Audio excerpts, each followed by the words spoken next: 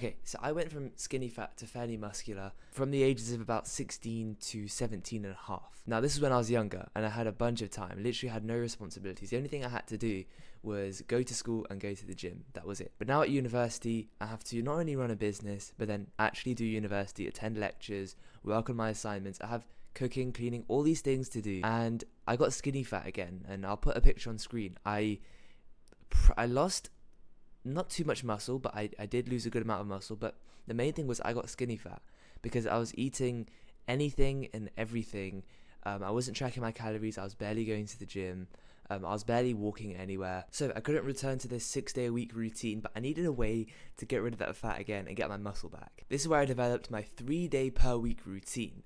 And honestly, I wasn't too sure if it would work, but I just gave it a go. It was the best thing that I could do. And it got me from this to this pretty quickly. So if you're a busy professional, maybe you run a business, you manage a bunch of people, or you just don't have much time because of your responsibilities, but you want to optimize your body because you know it will benefit all aspects of your life, not just health, but also your business, the people you work with day to day, how you come across, but you just don't seem to have enough time, then I'm going to show you the exact routine I took.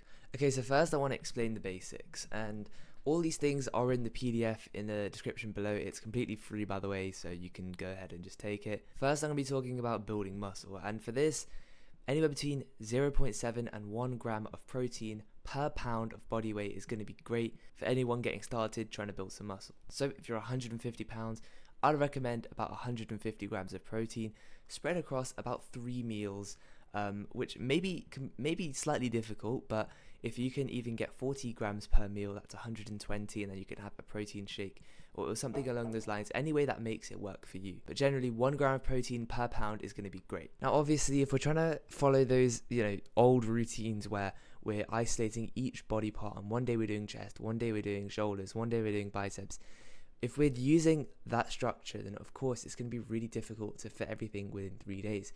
So when we go into the actual routine, I'm going to explain to you essentially what we're going to do each day. I split it up into 3 days, and let's just say we start on Monday. So push day on Monday, break on Tuesday, pull day on Wednesday, rest on Thursday, and then leg day on Friday. Then I rest, and we just keep going like that.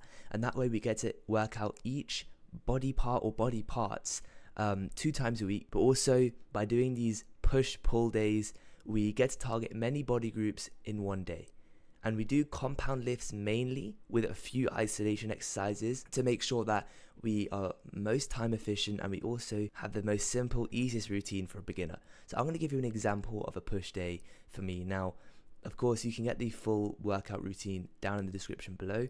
But here's an example of a push day that I do that focuses mainly on compound lifts to save myself time, along with a few isolation exercises. Number 1, incline chest press. Okay, incline chest press will target my chest, but not only that, it will target my shoulders and my triceps. And I like to do this on a 45-degree angle to make sure that that shoulder is getting targeted. I normally like to do 1 warm-up set and then 2 sets, normally between 6 and 8 reps. But I want to make sure that by the 8th rep, I'm done. I'm at complete failure. And this way, I've personally seen the best growth.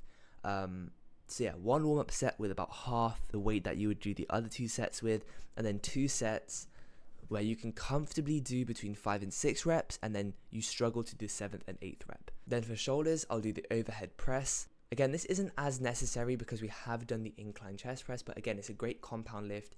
It gets the shoulders, and again, in terms of how we do the weight, it's the same idea. Now moving on to some isolation for our shoulders, I like to do lat raises. Again, 1 warm-up set, and then I normally like to do 2 sets until failure with a higher volume this time. So I don't normally go for like 6 to 8 reps. With this, I go for anywhere between 10 and 15 reps with a lower weight because I like to do more volume for those. But again, as always, with your last few reps, you should be at failure. And of course, test out the weight, see what you can comfortably do 10 plus reps in, and do that. Don't go really high up in weight. I know personally for me, I've been stuck at about 6 kg with this for a very, very long time. Now, of course, the idea is to add more weight as we progress. Maybe every week we add a small amount of weight on, or every other week we add some weight on. Now I'll do a tricep focused workout. So for this, tricep push downs, same weight format, same progression week on week. And finally, dips. This targets the chest and pretty much finishes off the triceps, because we've already done one isolation exercise and one compound lift before this. So when you do these dips, you can already feel that your triceps are going. So that's an example of my push day. I have a pull day and a leg day. Again, you can grab the complete workout for free, by the way. So that's kind of the idea with every single day. Now we go into the fat loss part of things, because of course muscle building is really important, but we also need to make sure that we are doing the things necessary to lose that excess body fat. I'm going to try and make this as simple as possible. Okay, so there's about 3,500 calories in each pound of fat.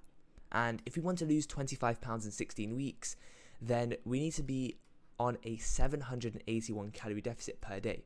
And this comes in two ways: activity and what you eat.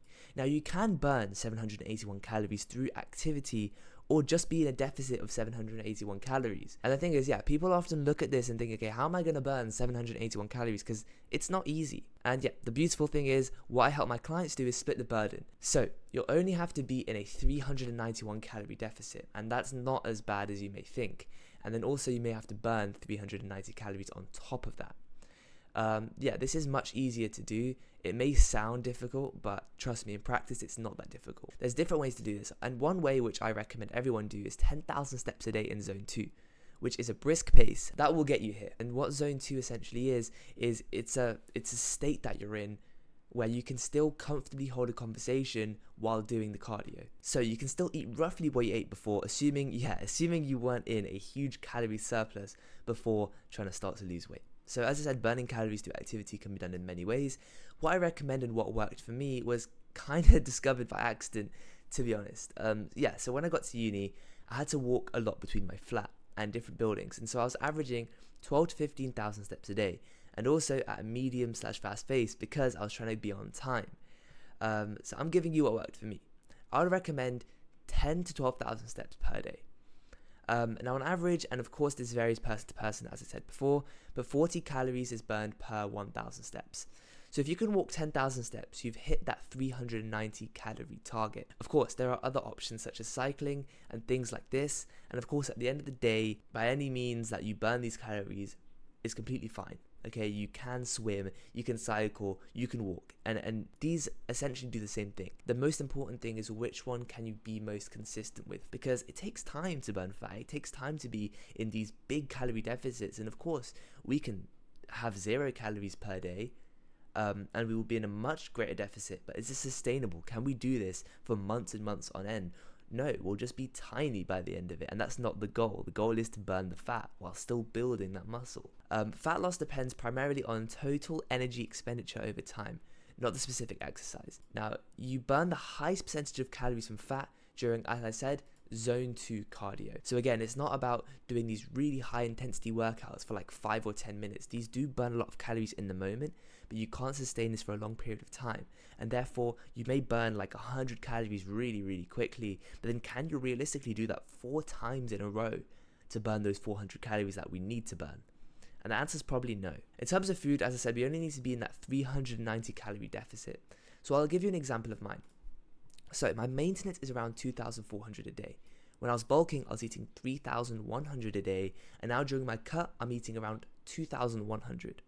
Now I have 3 meals a day, mainly focused on whole foods. I average around 700 calories per meal, and of course you can track what you eat now. For me, I tracked it once because I genuinely eat the same thing every day. You can see the egg that was on the plate before I ate it, but I genuinely have the same thing every single day. So let me quickly go through what I eat, and again, you'll be able to tell I focus mainly on whole foods because it's really, really important that we do so. So for breakfast, I have 6 eggs, sometimes 7, 6, okay. 1 avocado and 2 sourdough toast. Now this is quite a calorie heavy meal because the avocado is pretty high in calories, and also toast has a decent amount of calories in. Now for lunch, I have chicken and rice. Now the chicken has about 60 grams of protein in. I do have a good amount of chicken, and also 400 calories worth of rice, which puts this meal, I believe, at around 600 calories, which puts me roughly at 1,700 calories for the day so far. Now, don't quote me on that. I do have the breakdown, but this is a rough estimate. So, for dinner, I have salmon and potatoes. As I said, I was going to say, it depends. Some days I'll have salmon and potatoes. Some days I'll have beef patties with potatoes. This meal again is around 50 grams of protein. Now yeah, if I could fit a protein shake in there, I would. As if I just ate these 3 meals, I'd be 20 grams under what I'd ideally consume if I were sticking to that. So, and yes, it's true, you can have pizzas, burgers, and everything like that.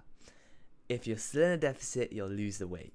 The thing is, food like this is very calorie dense, and before you know it, one pizza and a couple of hot dogs down and you're already over your calorie limit for the day. The bigger issue here, and it's not about being in a calorie deficit necessarily, the bigger issue is that you're not going to feel great. The entire point of my company and what we do is we help busy people like business owners, executives, we help these types of people lose weight and build muscle to overall optimize their life as a result. Therefore, if I was to recommend you to eat burgers and chips, I simply would not be doing my job properly. Anyway, thank you guys, and I'll see you